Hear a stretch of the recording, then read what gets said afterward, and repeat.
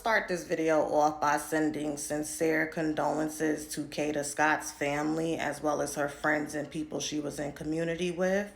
This will be an esoterical video where I talk about Kada Scott being 23 and having a 12th house perfection year and how that played into the universal circumstances that ties into what we observed as a community by way of being invested in her disappearance and now, unfortunately, her murder. So in astrology, we have 12 signs, and each sign is represented by a house as well as a ruling planet and even degrees. But in this case, I'm just going to give a brief general overview. So the 12th house is naturally governed by Pisces, which deals with the planets of Jupiter and Neptune, okay? For each sign, each house, there's positives and negatives, and it's all about just finding your perfect balance when it comes to your integration process of the circumstances, the lessons, and the experiences you have by way of transits. Tell me if I'm wrong, but I think Kada Scott had just participated in like a pageant of sorts, right? If you break her age 23 down, it breaks down to a 5, and 5 is associated with Leo in the 5th house, which can deal with being seen for your artistic or your creative pursuits or anything that gives you pleasure. It also could just deal with romance, dating, having fun, and so on and so forth. And they were saying that the night before she had went on a date with another guy at Topgolf, okay? So then when we bring astrology into it, in addition to the numerology of her being 23 and that being a 5, she was having a 12th house year. And a 12th house year usually brings up what's hidden. What's hidden in your unconscious mind. You may have more vivid dreams.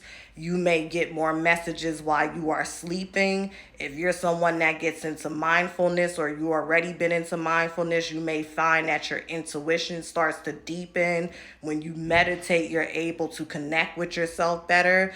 And, on the flip side, unfortunately, right, because with the good comes the bad, it can deal with hidden enemies, okay? It can deal with imprisonment. It can deal with loss, devastation, crisis, so for her to be kidnapped and to have her life ended, this is one of the many ways that a 12th house year can manifest. Again, I'm giving a very general and brief overview. This won't be a long video, but then when you factor that in with her being of age 23 and 5 deals with transitions, unfortunately, once again, she transitioned off of this physical realm. So, when you are having a 12th house year, again, it could be a year where it's a lot of expansiveness. It could be a year where it's expansive in the material world as well as the spiritual world, like your ability to really trust and move off of faith and visualize what you want and then put some work and action behind it. That can be a year where a lot of things come to pass.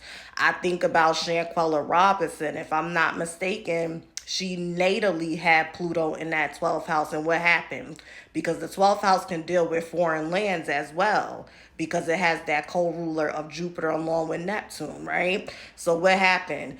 12th house deals with hidden enemies. Pluto governs over that 8th house of Scorpio that deals with enemies as well as death. And she died while being abroad by way of people that was supposed to be her friends that weren't.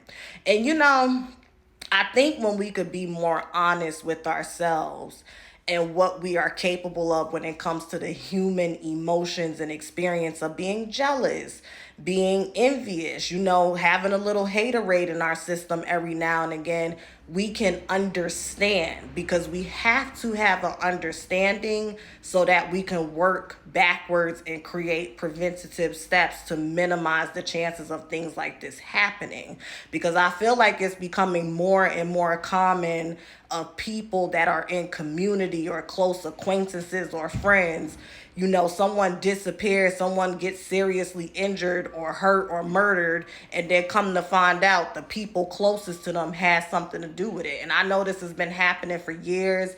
Maybe social media is just amplifying it more, but I immediately went to that Shanquella Robinson situation where her natally having Pluto in that 12th house and how she died overseas away from her home by way of hidden enemies. So if you have 12th house placements natally, or you have 12th house transits when it comes to your asteroids, when it comes to the planets outward, or whatever the case may be, or a 12th house perfection year, don't walk around and be super highly vigilant. I'm not trying to fearmonger, but just be aware that it could swing either way. And unfortunately, this is how it manifested for this young lady. So rest in peace to her.